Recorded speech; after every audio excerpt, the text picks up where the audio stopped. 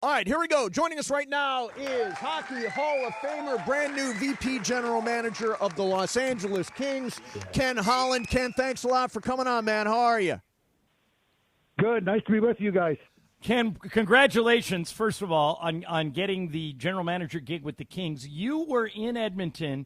Edmonton has our number. That's no secret to you. They've beat us 4 years in a row. Why do you think the Kings have been unable to get past the Oilers for the past 4 years?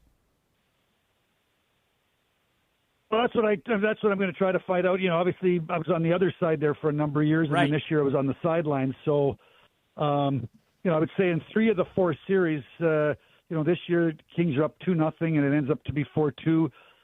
My first year, the first round was 3-2 for LA coming home, and Edmonton won Game 6 and Game 7, and then the next year LA was up 2-1 in games and 3-0 after one period. So it's a fine line. Like, it's not like the other team is way better. So I'm looking forward to working with the people here, Jim Hiller and Nelson Emerson, Luc Robitaille, to kind of go through all that, and over the course of the season, see if we can make a few decisions that will allow us again to put ourselves back in that same position, be in the playoffs, but a little more ready this time around. Ken, how would you describe the sort of the identity, the personality you want this team to have both on and off the ice?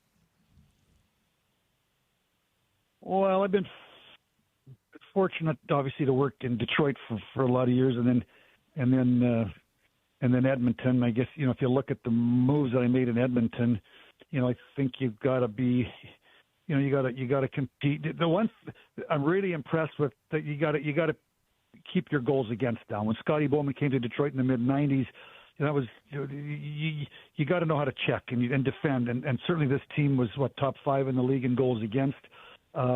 It didn't pan out in the playoffs, but I do think you got to know how to check and defend, kill penalties. Those are important things in the playoffs. Going to the blue paint, it's hard to score. You know, winning the one-on-one battles, blocking shots. And it's not like sometimes you got to go out and get different people. Sometimes your people just gotta be in these situations and learn it. So, you know, we'll see. I'm just working here with everybody, and it's a really good team. They had a great year. They had a really disappointing last 4 games, and see what we can do here over the next 4, 5, 6 weeks till the middle of July to impact the team and try to make it a little bit different, a little bit better. New Kings Vice President and General Manager Ken Holland on the line with us, Mason in Ireland, 710 ESPN. So you went into the Hall of Fame as a quote-unquote builder. Describe sort of the way you've built your career as a builder. Well, I was a minor pro goaltender. I played 9 years of pro, mostly in the American Hockey League. In 1985, I became a scout with the Detroit Red Wings, and worked with Neil Smith was my boss. He ended up going to the Rangers as the GM in 1989. You know, so we drafted, you know, part of a scouting team that drafted Fedorov and Yzerman and Lidstrom, and, well, not Yzerman, but Lidstrom, Fedorov, Kozlov, Keith, Chris Osgood, a whole bunch of players that impacted the Red Wings. And I would say to you, in 1994 to 1997, when I moved to Detroit to become the assistant general manager, I worked on an everyday basis with Scotty Bowman and Jim Devellano, the senior vice president, who was one of the architects of the New York Islanders dynasty. That was going to Harvard for me, and listening to the way they operated and talked and how they wanted to build the team, the importance of guys that can check and you know, winning draws. And we were able to, after some many disappointments in Detroit, got over the hump in 1997, and then 97 I became the general manager, and I was there in Detroit until 2019. So I would say I had lots of experience. You know, I was with Detroit when they were really bad in the mid '80s, and we grew it. And I was there in 2016 and sort of charted the course for a rebuild. So I've seen rebuilds on one end, and on the other end, I've been seen you know, teams compete for the Stanley Cup and win the Stanley Cup, and obviously took those experiences to Edmonton, and feel proud that kind of we're able to grow Edmonton from I think they were 23rd and 26th overall before he got there, and my people, and the last 3 years that we went to the Final Four, the Final Eight, and last year lost Game 7 2-1 to Florida. So going to bring that same philosophy, same work ethic, same mentality to LA, and hope I can have a positive impact here to help this team grow.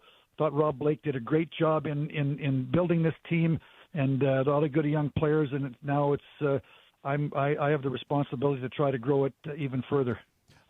Ken Holland, the new GM of the Kings, is our guest. Ken, we're friends with Luke Robitaille. He comes on with us all the time. He's like our favorite guy. Yeah. When we had Luke on a month ago, or right after he made the decision to part ways with Rob, Luke likes Jim Hiller, but he said that the new GM will ultimately determine whether or not Jim stays or goes. Is that something you've already decided, or is it yet to be determined, or how do you feel about the head coach in your first week on the job? I've decided. Today at the press conference, I told I met with Jim yesterday. When I was in Detroit, Mike Babcock was the head coach and Jim Hiller was his assistant. So I know Jim going back 15, 18 years back, and I followed his career through the Islanders and through Toronto. I thought Jim did a great job last year. It's 105 points.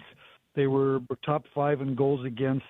They had lots of different people pitch in with good years. So, he's a young coach, and I think the experience of this year is going to serve him going into next year. And I kind of think of myself as being a young manager in 97 and 98 and 99, and maybe making a decision or two that I might do differently today than I did back then. And so I think he's a really good young coach. He has lots of experience. The team had a great year. I'm sure he's going to learn a lot from this year positively, and whatever things he might do a little bit differently. So I'm looking forward to working with him. He's going to be the coach. Last thing for you: has Luke gotten you a surfboard yet? Have you adapted to what's life going to be like for you here in Southern California?